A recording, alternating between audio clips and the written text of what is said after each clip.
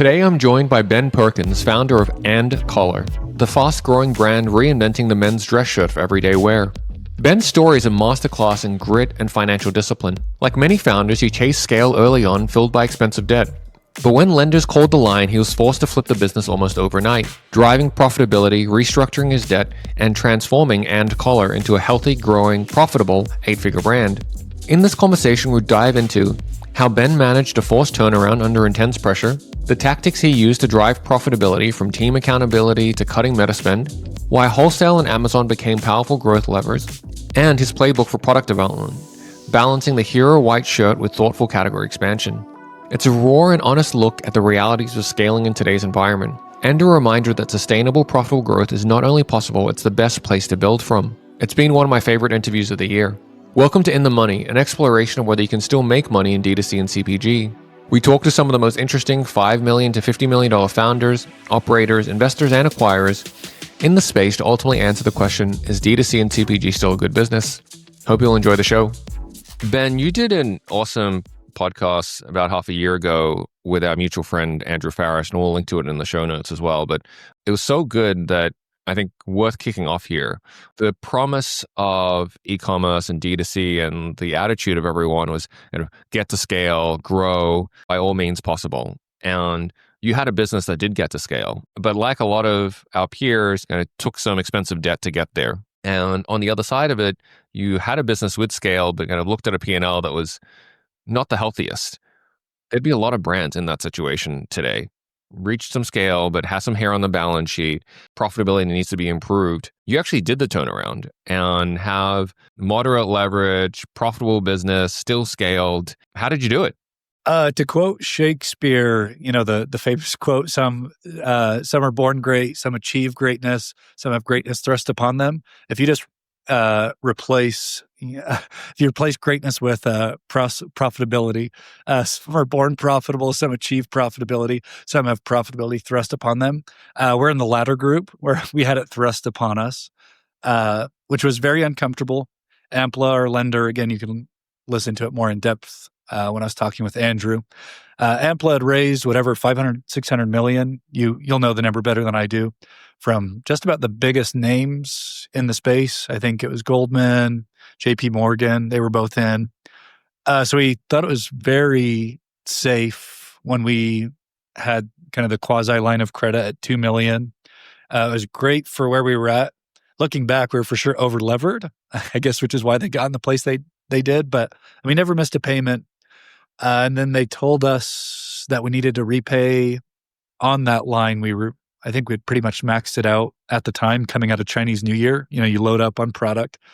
So I think it was 1.9, might have been 1.95 on the 2 at 10 million in trailing 12. So over-levered, I think, by all accounts, especially when you take into account the balance sheet. And they called us on it. And we needed to make it work out.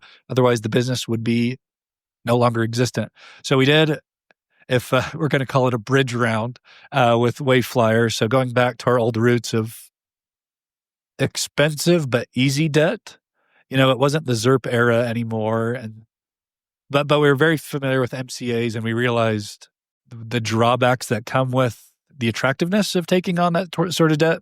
And we said, hey, we're going to try to work out with more traditional lenders. But in the time, Ampla really was calling the debt. Let's refi the 2 with Wayflyer.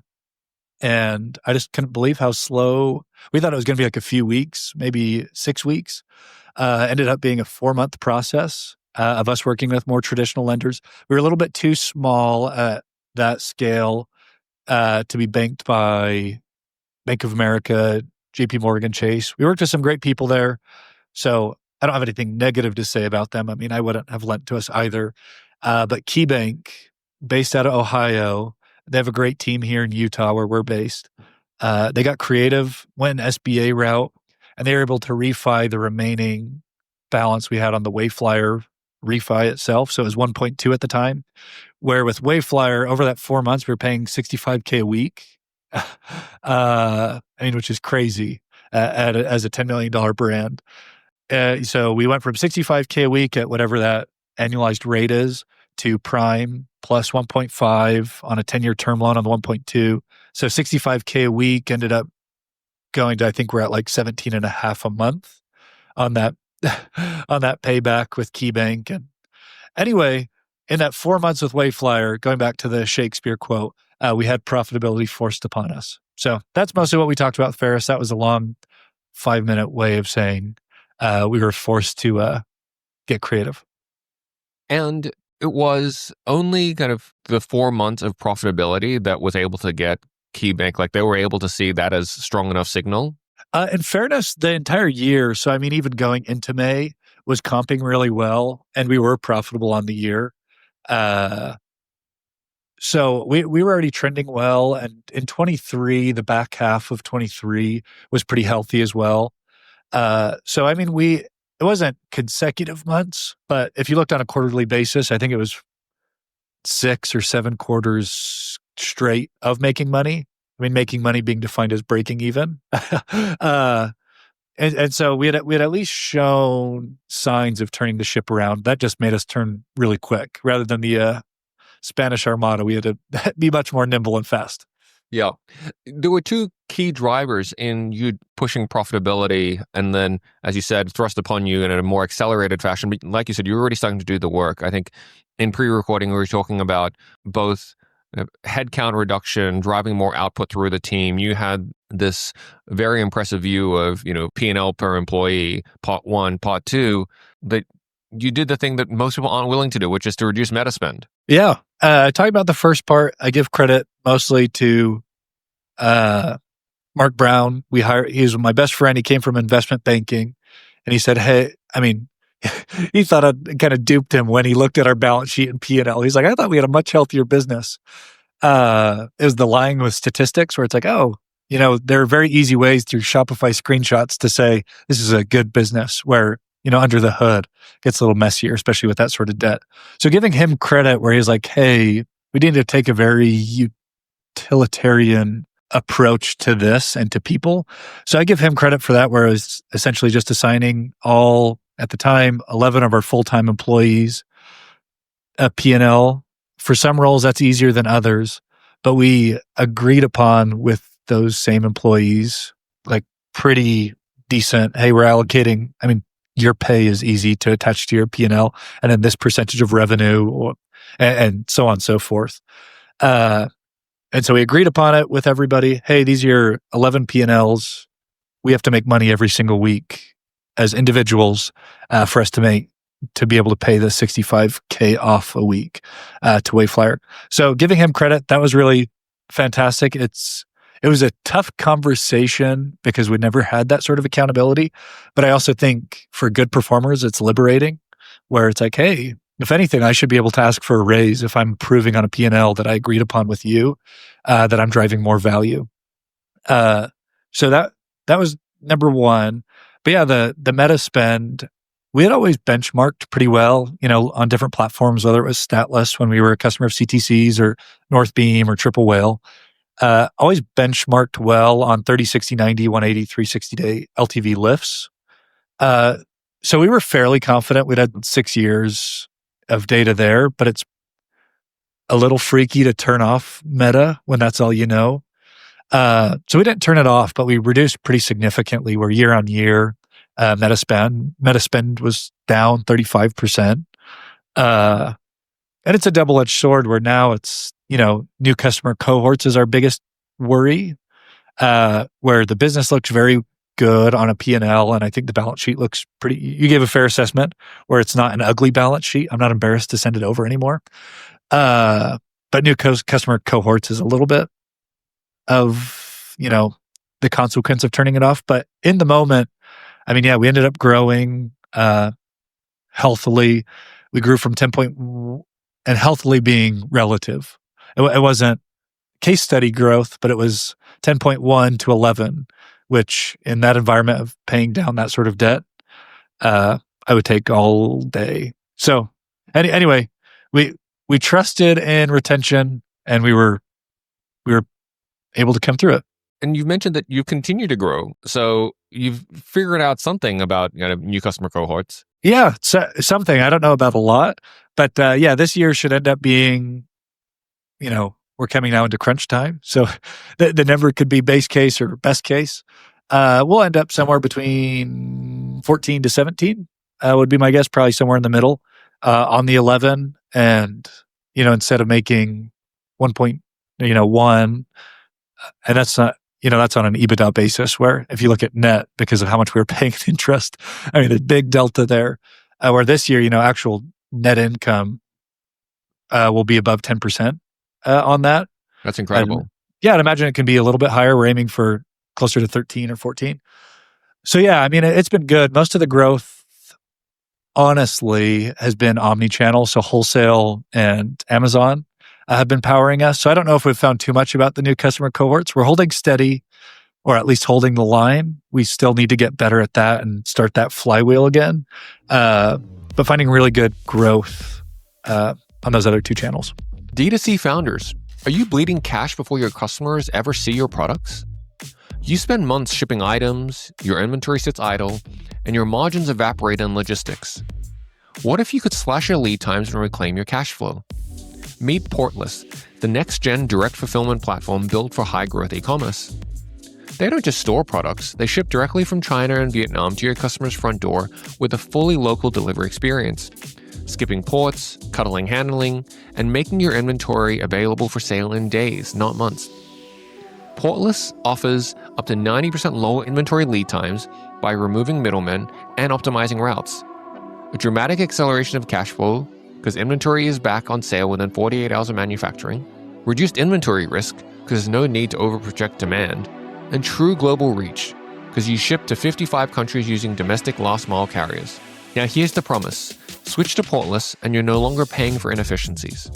Go to portless.com, get a free quote, and see how you can reinvent your supply chain. Don't let logistics throttle your brand's growth. Try Portless. Real speed, real savings, real scale.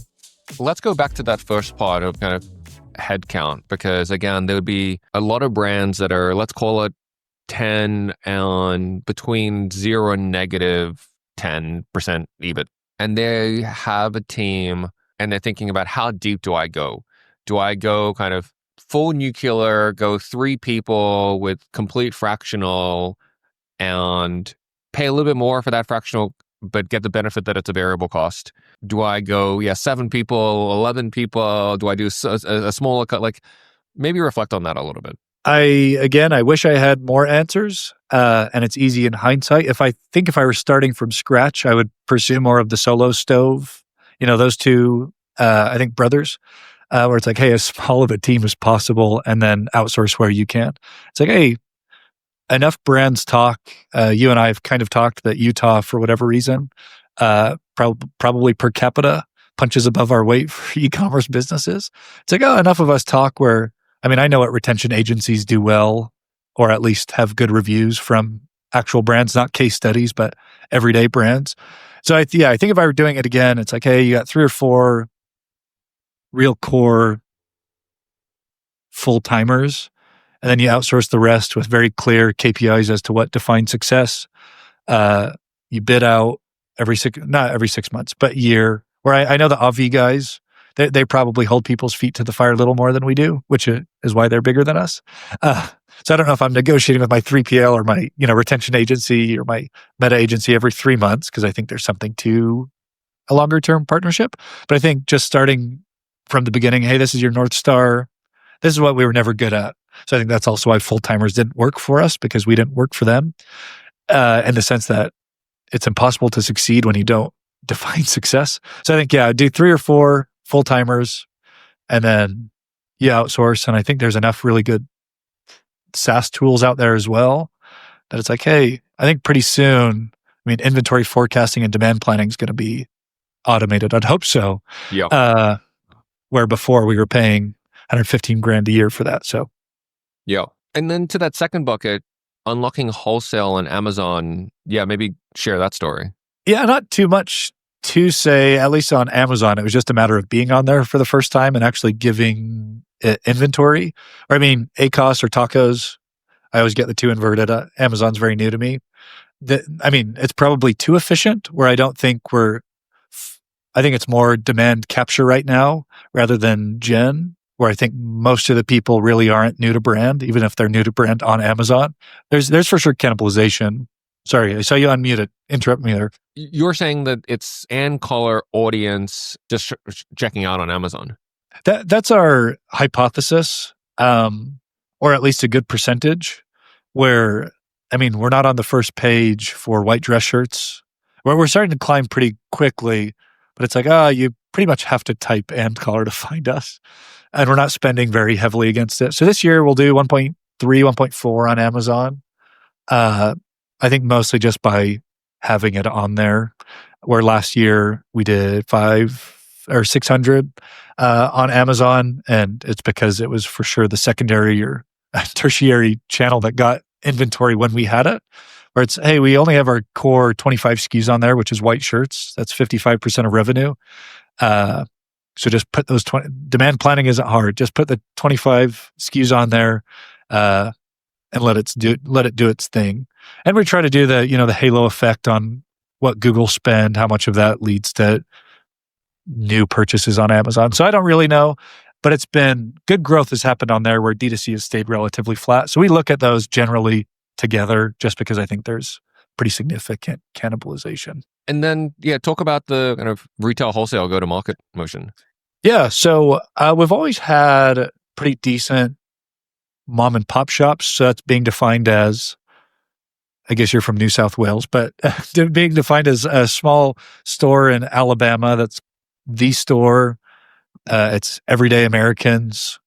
We have no misconceptions as to who we are. We aren't that cool. We're very functional rather than fashion friendly. It's like, hey, someone needs, I believe you're acquired by HM Cole. We know that group here out of Utah. It's like, hey, people aren't getting custom suits in the middle of Alabama for the most part, but a $50 shirt that is pretty comparable to $140 shirts all day. So we've done a decent job of having 5,000 to 20,000 a year accounts there, and have just continued to stack those on top of each other.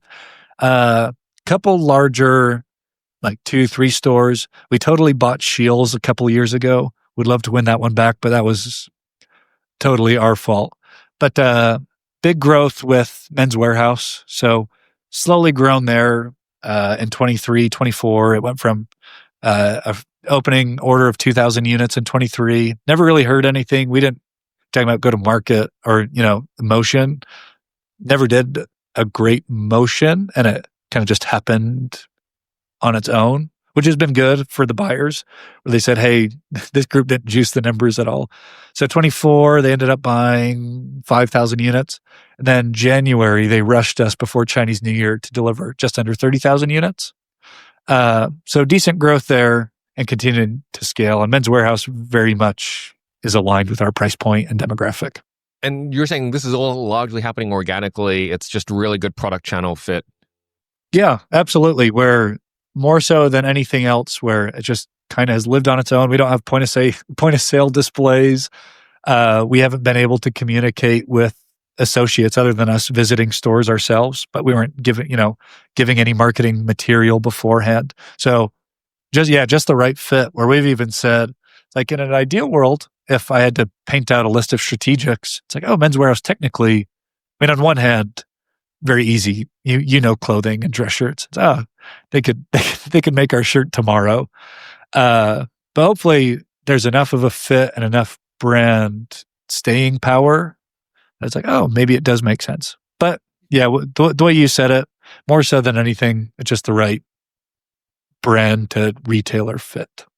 Now, for that brand founder that is, call it 18 months behind you in your journey, and what's the first 1 to 2 steps they need to take to be turning their business around, to get them over that hump rather than continuing to be quarter after quarter just treading? I wish that I'd done it multiple times, and so I felt really confident and had a large enough data set. But I think the main thing is, and it's so cliche, and I know you talk about it a lot, and that's what I appreciate most about your messaging. It's like, hey, make financials non-taboo, org-wide or just yourself. It's like Shopify tells a lot different story. The Shopify analytics page tells a lot different story than a P&L and a balance sheet. As I know that sounds so dumb, but it's like, oh, just by cleaning up purchasing, so inventory line item on the balance sheet, it's like, hey, our inventory balance is going to go from 3 million when we were a $7.5 million brand at its peak to 1.5 million, and we'll be double that size.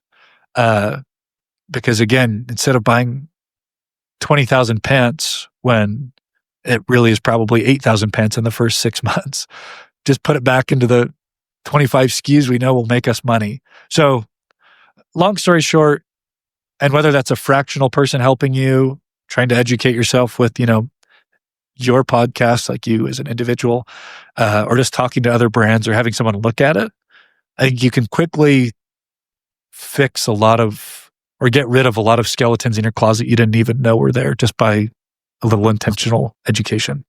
So I want to be intentional. Let's stick with the inventory. I want to be intentional. I want to have the inventory turn that Ben talks about. What other things are you doing tactically? Is it, hey, I am going to push my manufacturers to do low MOQ, faster turn? Is it, hey, I'm just going to be measuring the sell-through and mapping it to the turnaround a little bit better?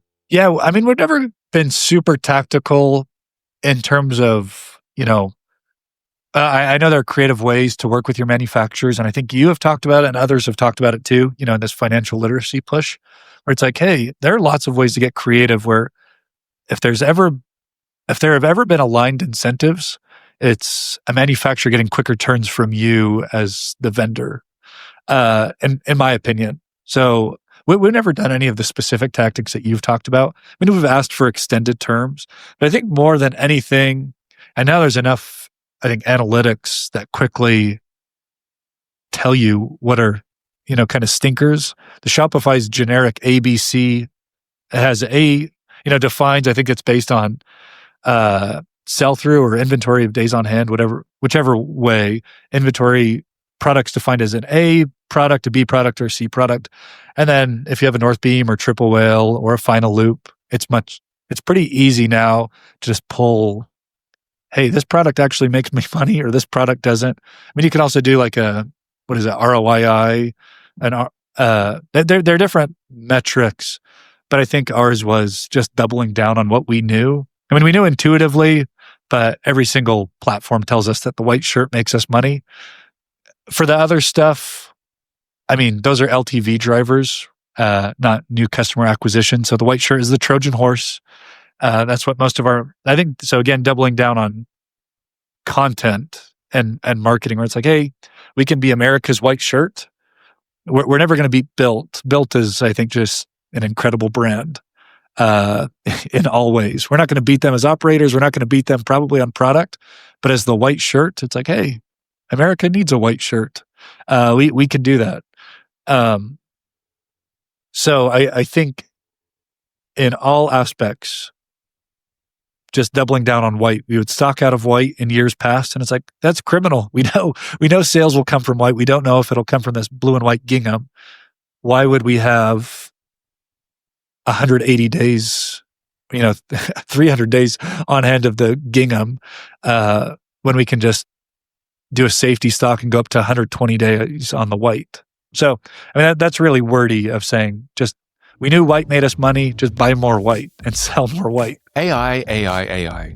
Everyone's talking about it, and you're worried you're getting left behind. Meet RichPanel, an AI-first customer support platform that's built for one thing: making support faster, smarter, and cheaper for e-commerce brands. Something you can actually feel smarter about using. RichPanel combines a unified inbox across email, chat, and socials, a customizable self-service portal that customers actually use, and Sidekick AI, powered by GPT-4, which learns from your past tickets to suggest on-brand replies. Does it actually work? Well, with RichPanel's guarantee, you get guaranteed 30% cost savings when you switch from Zendesk or Gorgeous, 30% automation to reduce your ticket volume, and a no-risk guarantee that if RichPanel doesn't deliver those results in 60 days, you get a full refund. That's why top brands like Ridge Wallet, Jones Road Beauty, and Pella Cases are already using RichPanel to save hundreds of thousands in support costs. Time to start letting AI work for you. Head to richpanel.com and start your free trial today. Real savings, real automation, real AI that actually works. I understand that you definitely don't want to be stocked out on the white, but how do you balance that getting that, maybe the blue and white gingham is not even the right example. It's the one to the even edge of the distribution curve to Yeah, stretch out yeah, that incremental $7 on the LTV to then yeah. funnel back into your CAC math. Like, are you now doing less of the like, new product development, new product drops, and saying, hey, we're just going to play a little bit safer to the middle of the bell curve? That's what we did. I think the pendulum. So, I mean, we were coming out with new products that weren't good enough too fast. So, came out with a polo that I think was a very solid B plus. And, reviews on our site, we don't censor them, say the same, where our shirt has 17,000 reviews and it's 4.7, 4.8. It's like, okay, polo is 4.5, just fine. The pant is 4.3. We came out with a second pair of pants, which are better, 4.7, but they live and sell alongside each other. So we came out too fast and with too poor of products. And then, this past year, we didn't release a single new product, trailing 12. So what you were saying. But now we're going back, and I guess this is how you first worded the question. I think there is something, Sean Frank talks, he says it much better, but you need to have multiple products. In a silo, if each one is getting a P&L, you need to have multiple businesses, however he words that. So it's like, we would like to have a pant business. It just needs to be a better pant. It's like, hey, Faraday sells, if you use like Particle, I could tell you how they sell 50,000 units or whatever that's of the stretch flannel. It's like, hey, we could, maybe we'd pursue that. So all that being said, the next 6 months, we will have the most new products we've had in a long time. With that being said, that's where we pushed for very low MOQs, and where the idea is, hey, let's you messaging is, hey, customer list of 170,000 active customers. Be a part of history. We think we have an awesome quarter zip. Buy one. We'd love your feedback on it. We'll call you about it. So can you make it a little bit more focus groupy and almost give them ownership in the product roadmap? And you only buy 500 units per style times 3 styles of the quarter zip. Same with the flannel, same with the belt. It's like, if there's signal, I think we could find it fast enough. And we only spent 20 grand to test to see if it can be its own, standalone product or business. And if it's not, you kill it and you say, hey, thanks customer you own a piece of history, because that's the only quarter zip we'll have. So that's the approach, where we're coming back. We'll see if we can do a good job. I think we're doing much better now on product, that we have a better, manufacturing partner. Yeah. Because getting them on board with doing all the product, it's a heavy lift for them from a tech pack and product development and sampling standpoint to make a run of 500, that, you need to find the right partner for that. Oh, for sure. And I think it was very helpful to hop on a call. We have basically 2 manufacturers. One is based out of China, and one is based out of Hong Kong, with offices everywhere. They're I think the 3rd largest dress shirt manufacturer in the world. And they kind of bake that. And now that we've achieved enough scale where we punch above our weight in terms of units sold, our ASP, MSRP is $49.99. You throw in wholesale, Amazon, everything. ASP ends up being like 38 business wide. It's like, we actually produce quite a few units of the white shirt, enough to be interesting to them. And so it's I think a very honest conversation, where it's like, hey, we would love to make 1 million. We'll make 300,000-400,000 white shirts this year. We'd love to make 300,000-400,000 quarter zips with you. We're not going to be there yet, but we'd like to start with 3,000. Give us 3,000 of your best quarter zip. Let's build this together. And if we sell out, we're kind of setting benchmarks of success or signal. It's like, hey, if you turn one, just the product, I guess you could say product customer file fit or customer list fit. It's like, hey, see if they even want quarter zips. It doesn't need to be a good quarter zip. You'll just get an email and text and see if you buy. So see what percentage of email lists and existing customers buy the products. That's litmus test number 1. Number 2 then is reviews and return exchange rate. It's like, hey, if both of those or all 3 of those, I guess, look really good, hey, we'll do 10,000 quarter zips with you. So I think being very honest with them, we'd like to grow with you and do this the right way. In terms of new product development, is there kind of what's the North Star? Is it, hey, we'll follow just the traditional expansion. So, you go through the tops in a Yeah. man's Yep. wardrobe. Is it, hey, like, what can we make a really affordable price that's a high quality that kind of mirrors the dress shirt proposition? Is it we're going to be customer led? Like, and where does it stop? Is it jeans, underwear? Like, yeah. So just how do you think about that product development map? Yeah. I mean, the caveat to it all would be, again, being wary of the balance sheet and where we've come from, where it's like, it's got to make sense on there, where we're not going to onboard 500 grand of net new inventory onto the balance sheet and hope to turn it. So I mean, whatever the North Star is, that has to at least that. I mean, that's table stakes. Uh, I wish I could say it's customer led. It's not really. I mean, we'll send out surveys just to make sure we're not totally off base.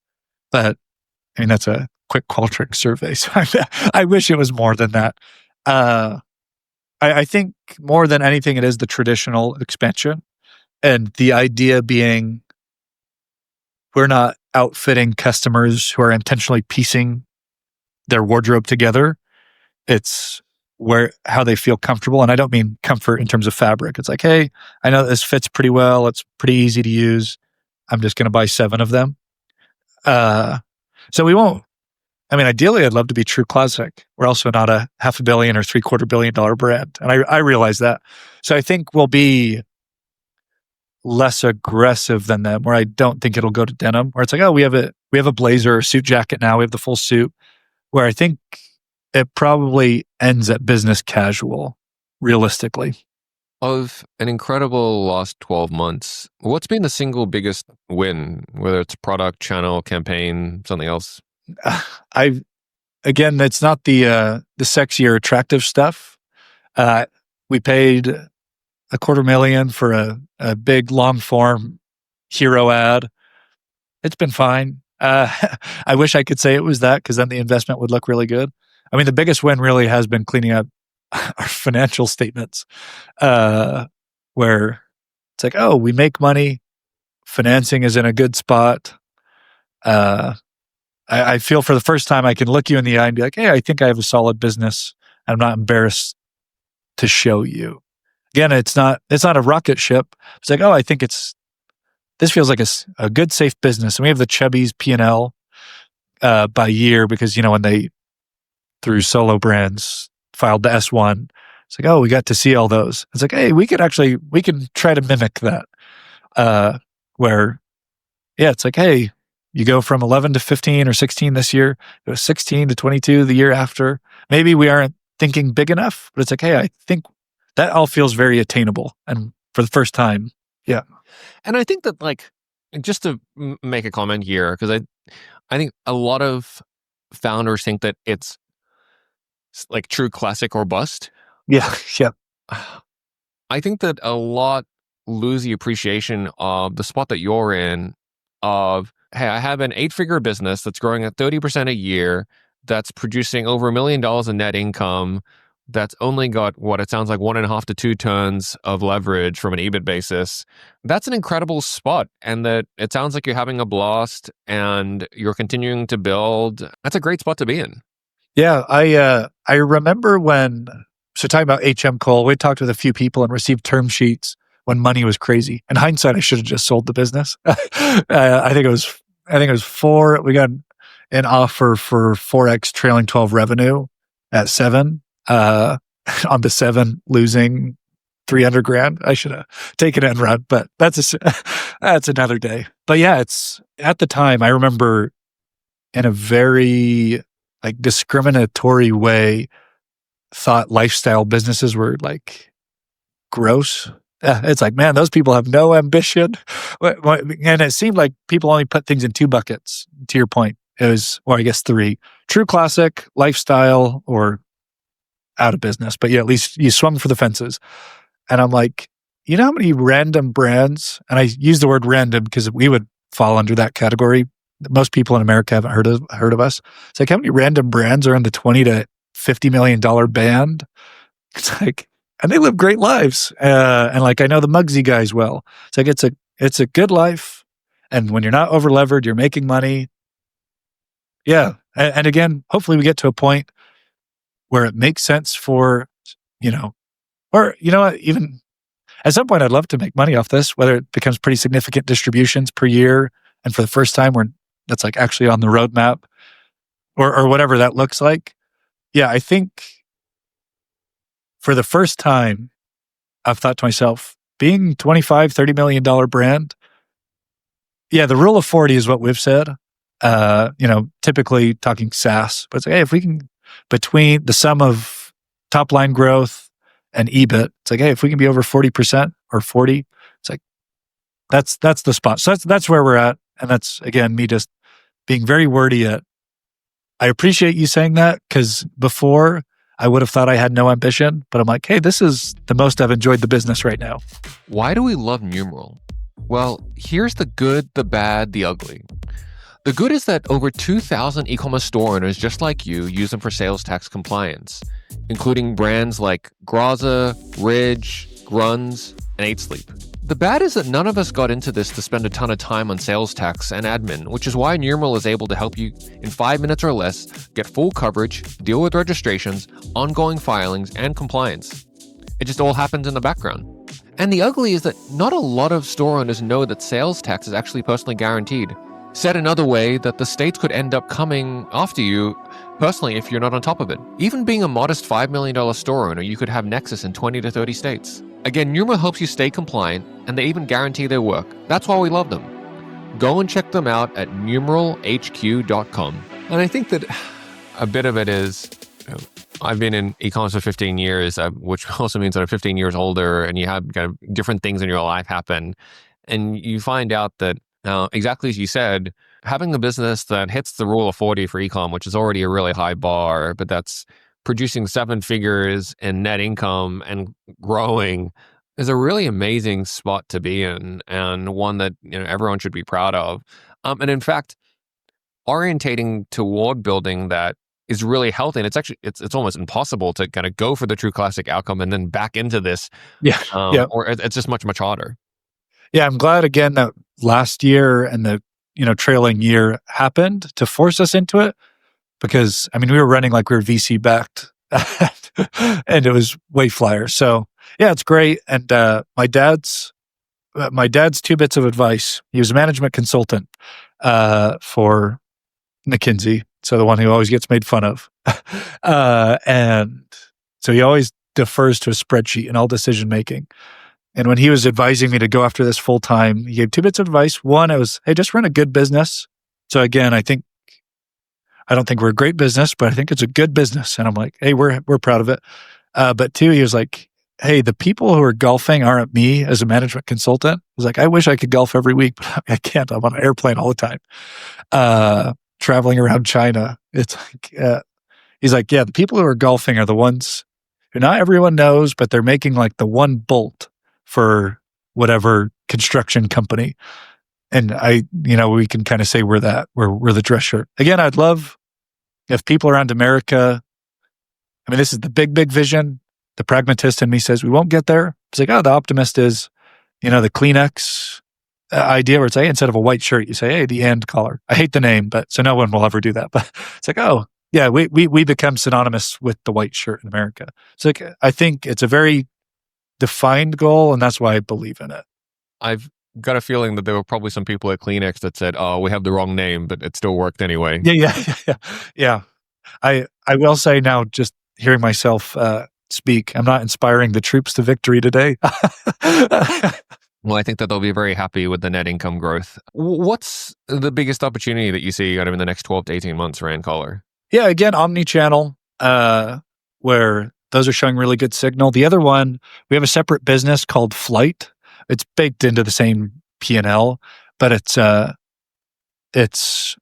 same shirt, the same fabric, but for airline pilots. So if you were to hop on your Delta flight or Southwest flight, I guess the math is on penetration. They've got a 20% chance of seeing an and collar shirt. The brand is called Flight, so a flight shirt. So the idea is Figs Light, where we saw, again, that P&L. So we look at Chubbies and we look at Figs. Chubbies as attainable, Figs as aspirational. And so I think the biggest growth is omni-channel, but it's micro segments. And it's saying, again, we're defining customers as recurring and required, who their use of a dress shirt, that is. So it's like, hey, rather than it being a potential option, but we have to compete against True Classic and Built and Cuts and Collars and Co. and a bloodbath online. It's like, hey, just find very defined TAMs. They're not big. Let's call it anywhere from 10 to 50 is typically where we're looking. $10 to $50 million TAMs.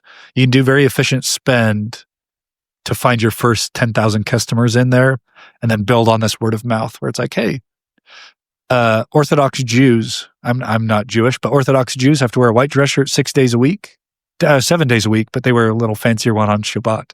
I'm learning this.